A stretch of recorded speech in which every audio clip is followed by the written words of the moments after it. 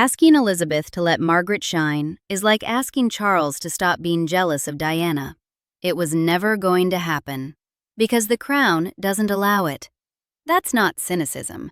That's the thesis of a 60-episode, 7-year television project that cost somewhere around $130 million for its first 2 seasons alone.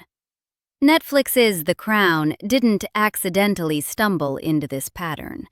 Peter Morgan built it deliberately, brick by brick, from the show's premiere on November 4, 2016, through its final episode on December 14, 2023. And here's the thing. If you've been watching closely, you already knew this. You've sensed it. Maybe you even used the word shine in a conversation about it, without realizing that word appears throughout the show as a deliberate motif. A thread woven so carefully through 6 seasons that once you see it, you can't unsee it. What we're going to do is prove you right. Not with tabloid gossip, not with anti-monarchy politics, with the text itself, with scenes, dialogue, and dates.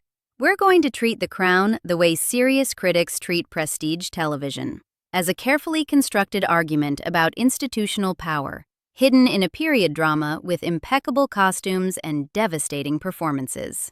The argument? The monarchy systematically suffocates anyone in second position. And The Crown documents this identical tragedy repeating twice across its 60 episodes. Elizabeth suppresses Margaret. Charles resents Diana. Then real life, in a twist the show couldn't script because it ended in 2005, provided a third iteration that proved Morgan's thesis more completely than any additional season could have. Let's start with the woman who built the value system, the gatekeeper, the one who made the rules everyone else would enforce for the next century. Elizabeth Angela Marguerite Bowes-Lyon was born August 4, 1900. She married the future King George VI in 1923 and served as queen consort from 1936 until his death in 1952. Then she spent the next 50 years as Queen Mother, the family's most vigilant guardian of hierarchy and propriety.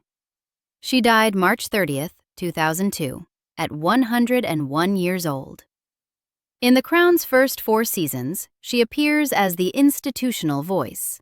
Not the monarch herself, but something arguably more powerful, the keeper of appropriate behavior. The one who decides what belongs and what doesn't, who fits and who threatens. Marion Bailey plays her across seasons 3 and 4 with a particular gift for delivering devastating judgments in the gentlest possible register. The smile that says, "How nice," while the eyes say, "Absolutely not." Her attitudes toward performers and entertainers run through the show like a cold current. The Queen Mother reportedly declined to meet prominent artistic figures she considered inappropriate for royal association. Certain professions simply weren't suitable for proximity to the family. The Crown doesn't dramatize every specific incident.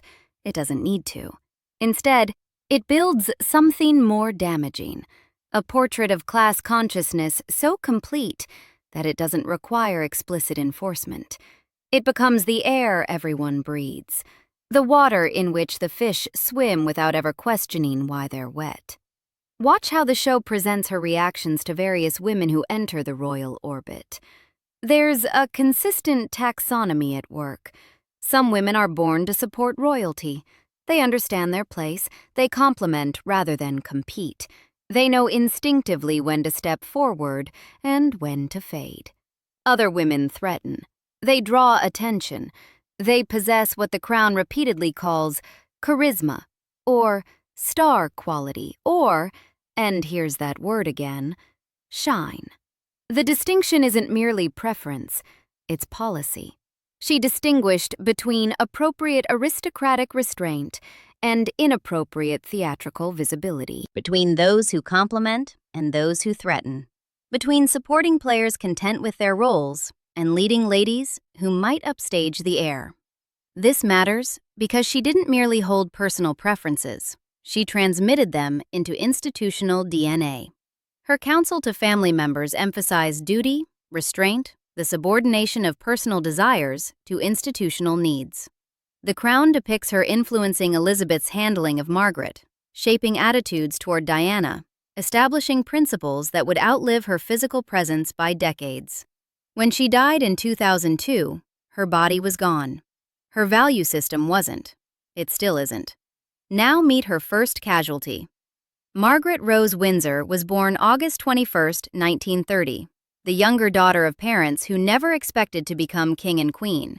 The abdication crisis of 1936 changed everything. Their uncle, Edward VIII, gave up the throne for Wallace Simpson, and suddenly Margaret's father was king, her sister was heir presumptive, and Margaret was… what, exactly? Close to power, never holding it, visible to the public, fundamentally subordinate. This position has a name: the Spare. The Crown dedicates substantial narrative attention to Margaret across all 6 seasons, with 3 different actresses, Beau Gadsden as the child, Vanessa Kirby as the young woman, Helena Bonham Carter as the middle-aged figure trapped in patterns she can no longer escape. What unifies these performances is a specific quality: the barely suppressed energy of someone whose natural volume has been turned permanently down by external forces. Watch Vanessa Kirby's physical performance in the early seasons. She enters rooms with a certain electricity, shoulders back, chin lifted, eyes scanning to see who's noticed her arrival. Then watch her register her sister's presence. The adjustment is almost imperceptible. A slight dimming, a fractional reduction in wattage. The Crown films these moments with deliberate attention, often catching Kirby in the background of shots focused on Claire Foy's Elizabeth, showing us the secondary position not just narratively, but visually. Season 1, Episode 6, Gelignite, aired November 4, 2016, depicts Margaret's relationship with Group Captain Peter Townsend reaching its breaking point.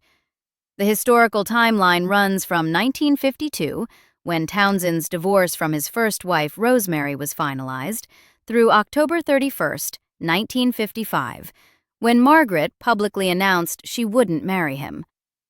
The episode's title itself is revealing. Gelignite is an explosive. The show presents Margaret's desires as inherently dangerous, something that must be carefully handled lest it blow the institution apart. Under the Royal Marriages Act of 1772, Margaret required the monarch's permission to marry until age 25. The Crown depicts Elizabeth consulting with Prime Minister Anthony Eden, Archbishop of Canterbury Geoffrey Fisher, and her private secretary about the constitutional impossibility of approving this match to a divorced man. The Church of England's position against remarriage after divorce made it untenable for any union bearing the monarch's approval, and Elizabeth served as supreme governor of that very church. Here's what The Crown captures brilliantly: the gap between personal sympathy and institutional action. There's a specific scene in the episode where Elizabeth and Margaret discuss the situation privately.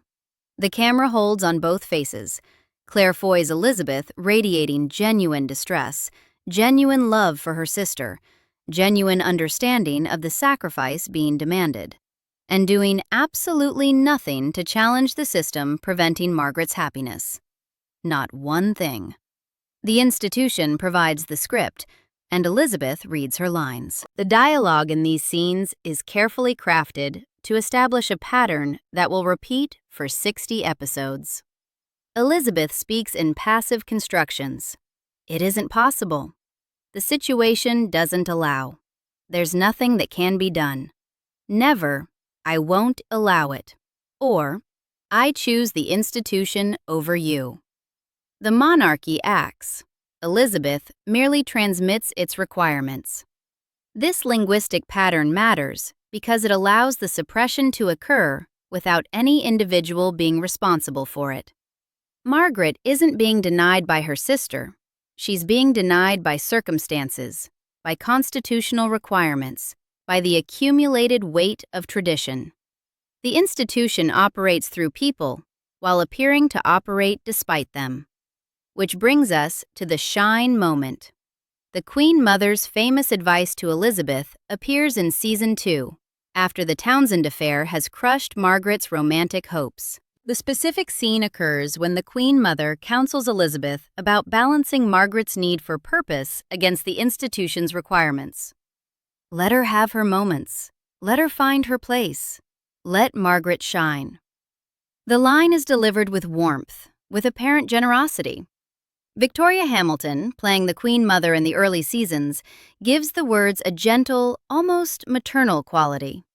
She seems to be advocating for Margaret, encouraging Elizabeth towards sisterly accommodation.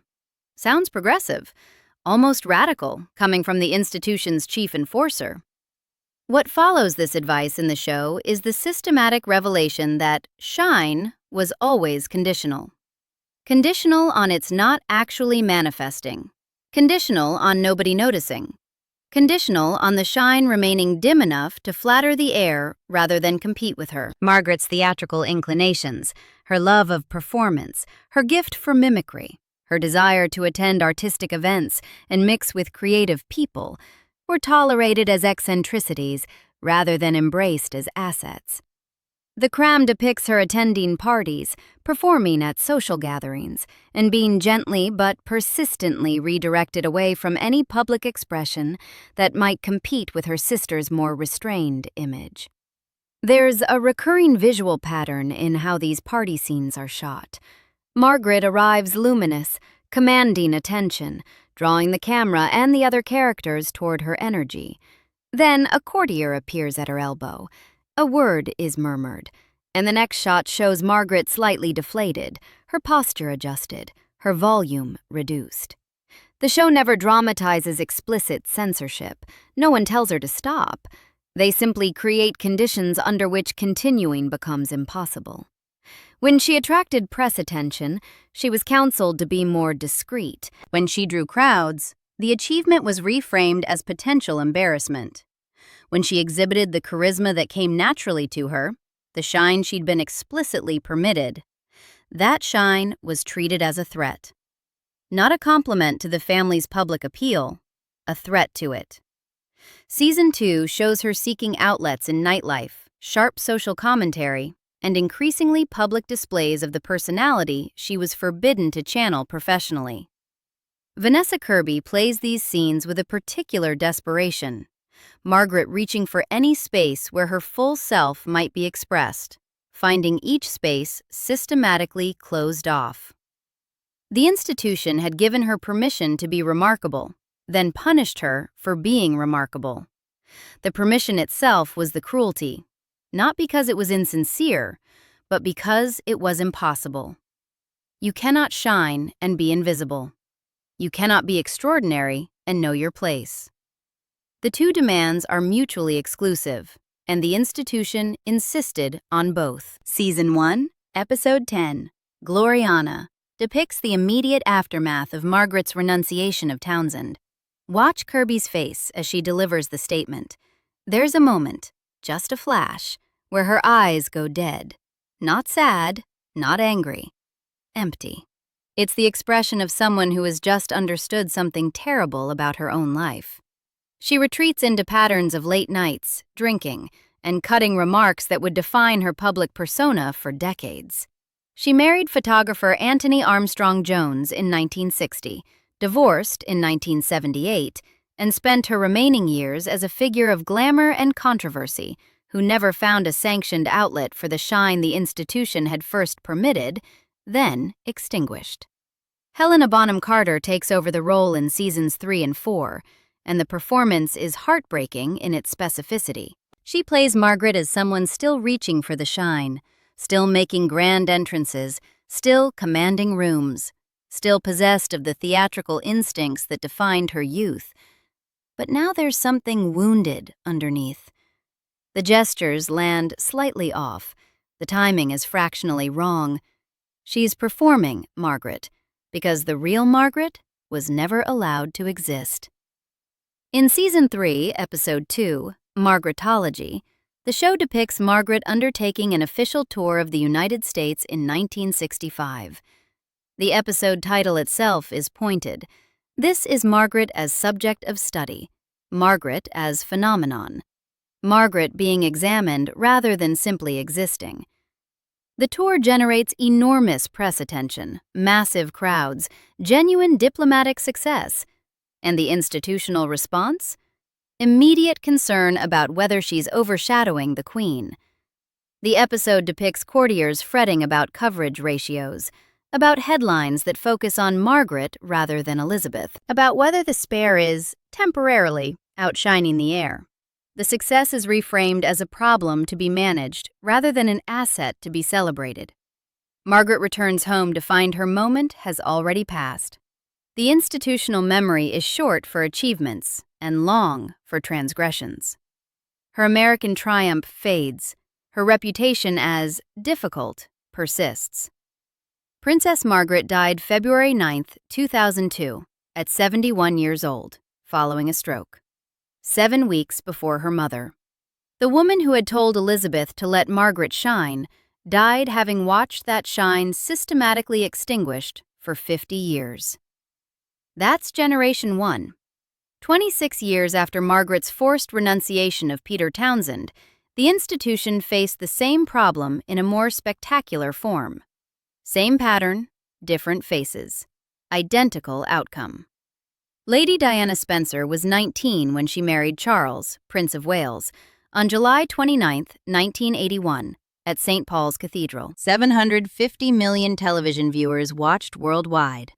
The Crown's 4th season, which premiered November 15, 2020, depicts what happened when the institution selected a young woman precisely because she seemed malleable and unthreatening, and discovered that charisma cannot be controlled by choosing someone with no professional career or public platform.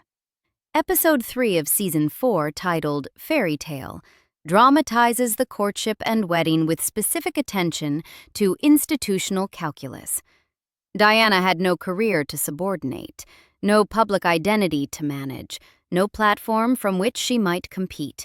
She was, in the institution's assessment, ideally positioned to support rather than challenge the heir.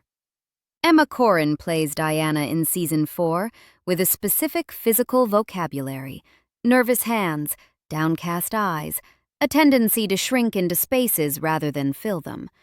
Watch the early scenes of her arrival at Balmoral, the Scottish estate where the royal family tested her suitability. She hunches. She apologizes for existing. She radiates the particular anxiety of someone who knows she's being evaluated and desperately wants to pass. The institution chose her precisely because she seemed malleable, unthreatening, safe. They were spectacularly wrong. The Australian tour of March and April 1983 revealed the miscalculation. The Crown recreates these scenes with devastating specificity in Episode 6, Terra Nullius, and the visual grammar of the episode tells its own story. Charles walked one side of streets in Alice Springs, Melbourne, Sydney, Brisbane, and a dozen other cities while crowds rushed to Diana's side. The show films this from multiple angles. The wide shots showing the crowd flow, the close-ups catching Charles's reaction, the medium shots of Diana's confusion as people literally push past her husband to reach her. People audibly expressed disappointment when they got the prince instead of the princess. The Crown includes a specific moment where a woman in the crowd says, "Oh no, I got the wrong one." And we see Josh O'Connor's Charles freeze for just a fraction of a second before resuming his professional smile. 6 weeks of this, city after city. The same dynamic repeated. The show depicts Charles returning from these public events, confused, then resentful, then angry at his diminished reception compared to his wife's. There's a crucial scene after one of the Australian walkabouts where Charles confronts Diana in their hotel suite.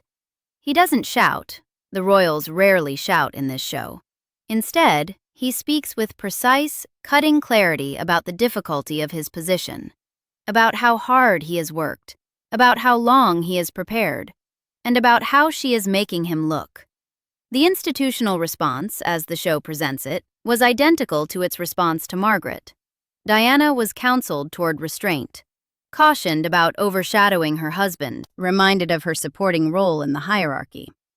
The show presents courtiers and family members genuinely believing they were offering helpful guidance, while systematically withdrawing the space Diana needed to exist within the family. Dim yourself. Be less bright. Stop shining. The same words, the same logic, the same impossible demand. But Diana was not Margaret.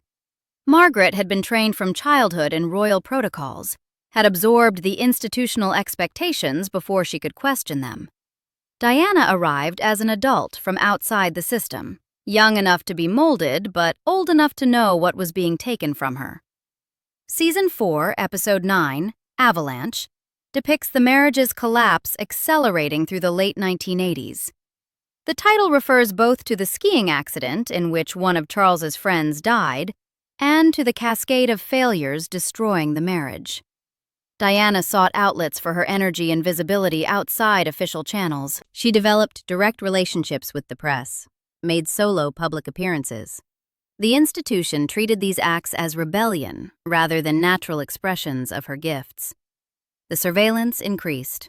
The criticism intensified. The gap between rhetoric and reality became impossible to ignore. Elizabeth Debicki takes over the role in seasons 5 and 6, and her performance emphasizes Diana's growing awareness of the pattern she's trapped in. There's a scene in season 5 where Diana watches archival footage of Margaret, and the camera holds on her face as recognition dawns. She sees her own future in Margaret's past. The institution that crushed her predecessor will crush her too. Then came the revenge dress. June 29, 1994. Charles's television documentary Admission of Adultery aired across Britain that evening. Diana attended the Serpentine Gallery summer party wearing a black Christina Stambolian off-shoulder dress that had been deemed too daring for previous occasions. The Crown depicts her selecting it deliberately, pulling it from the closet, considering it, understanding exactly what wearing it would communicate. It had hung there, waiting for the moment when conformity no longer served any purpose. The show films the Serpentine arrival in slow motion. Diana emerging from the car, the dress catching the light, the photographer's flashes creating a strobe effect. She moves through the entrance like someone who has finally decided to stop dimming herself. If she couldn't shine within the system, she would shine despite it. Season 6, released in 2 parts on November 16th and December 14th, 2023, covers Diana's final months and her death in a Paris car crash on August 31st, 1997. The show presents the institutional response, the delayed lowering of flags over Buckingham Palace, the initial resistance to public mourning rituals, the evident discomfort with the global outpouring of grief, as the final proof of what Diana had experienced throughout her marriage. The institution couldn't accommodate her in life, couldn't honor her in death, until public pressure forced the performance of mourning. The Queen's televised address came September 5, 1997, 4 days after Diana died, only after sustained criticism of the royal family's apparent coldness. The Crown depicts this address as crisis management rather than genuine grief. Imelda Staunton's Elizabeth delivers the words with professional precision, her face arranged into appropriate sorrow, while everything about the scene suggests institutional damage control rather than personal devastation. A system that couldn't recognize its own pattern until that pattern became a public relations disaster. That's Generation 2. Now here's where the show becomes something more than television, something closer to structural analysis. Peter Morgan, in a 2017 interview with Variety, discussed his approach to dialogue across the Crown's seasons. Key words and phrases repeat intentionally to build thematic connections. The shine motif exemplifies this technique, appearing in different mouths, different contexts, different generations, always carrying the same impossible weight. Track the word across the scripts. The Queen Mother establishes the term in Season 2 when counseling Elizabeth about Margaret. The word appears again when characters discuss Margaret's visibility, framing her desire for public engagement as a form of light that must be managed. It surfaces when Philip and Elizabeth discuss Margaret's romantic prospects. Let her have something that's hers. It emerges in conversations between Margaret and her therapists in later seasons, where she tries to articulate what was taken from her. Similar language, bright, outshine, dazzle, overwhelming, recurs in Season 4 when depicting institutional responses to Diana's popularity. Charles expresses discomfort at being outshone during public appearances. His actual word choice in one scene with the Queen Mother is telling. I don't know how to compete with that. The assumption embedded in his language is that Diana's popularity represents competition rather than compliment. Courtiers discuss whether Diana is too bright for the contexts she enters. There's a specific scene where an advisor suggests that Diana might benefit from pulling back a little, and the camera catches her reaction. She knows what's being asked. She's been asked it before. She'll be asked it again. The pattern across the scripts is consistent. Shine is initially offered as permission, then revealed as conditional on its not actually manifesting, then treated as transgression when it becomes visible. The institution presents itself as supportive of individuality, while operating systems that suppress any individuality threatening to the hierarchy. What Morgan constructs through this motif is a portrait of institutional self-deception. Family members and courtiers genuinely believe they're supportive. They speak the language of permission and accommodation, and their actual behaviors systematically prevent the shine they claim to encourage. This isn't hypocrisy in the sense of conscious deception. It's something worse. Institutional logic so deeply embedded that those operating within it can't perceive the contradiction between their words and their actions. You can say, "Let her shine," and mean it, while everything you do ensures she can't. The Crown concludes its narrative timeline with Charles and Camilla's wedding on April 9, 2005. Season 6 depicts William as a young adult, beginning his relationship with Catherine Middleton, and Harry as a teenager, processing his mother's death. But the show doesn't extend into the adult lives of the third generation. This is crucial. What the show does establish about William and Harry is their respective positions within the institutional hierarchy. William, as heir after Charles, receives protection and preparation. Harry, as the spare, navigates the same structural position Margaret once occupied, close to power, visible to the public, fundamentally subordinate. The show depicts young Harry at Diana's funeral, the 11-year-old walking behind his mother's coffin while the world watched, processing grief under global scrutiny, learning early what it means to be royal and secondary. The camera finds his face and holds, and what we see there is the beginning of an education that will take another 2 decades to complete. Season 6 ends in 2005. Everything that followed, Harry meeting Meghan Markle in July 2016, their engagement announced November 27, 2017, their wedding on May 19, 2018, the Australia tour of October 2018, the departure from senior royal duties announced January 8, 2020, the Oprah Winfrey interview watched by 17.1 million Americans on March 7, 2021. All of this occurred outside the show's timeline. The Crown didn't dramatize these events, couldn't have predicted them. And yet, Meghan Markle's professional background couldn't have been more specifically calculated to activate the institutional anxieties the show had documented, if someone had designed it as a stress test. She appeared in the USA Network legal drama Suits from 2011 to 2018, playing Rachel Zane across 108 episodes. Before that, she worked as a briefcase model on Deal or No Deal. She'd appeared in various film and television productions throughout the 2000s. She ran a lifestyle website. She had a public presence, an audience, a brand, an actress. a professional performer. Someone who had made her living being visible. Precisely the type of woman the Queen Mother's attitudes had marked as unsuitable for royal proximity. The showgirl. The common actress. The performer who commands attention for a living. The irony is almost too perfect. The Queen Mother who distinguished between appropriate aristocratic restraint and inappropriate theatrical visibility, who reportedly declined to meet performers she considered beneath royal association, died in 2002. 16 years later, her great-grandson married a working actress in a ceremony viewed by 1.9 billion people worldwide. The institution she had spent a century shaping now contained exactly the type of woman she had spent that century excluding. Everything she had worked to prevent had happened anyway. The system she designed to keep out certain kinds of women had been breached by love, by circumstance, by a prince who either didn't understand the rules or didn't care about them.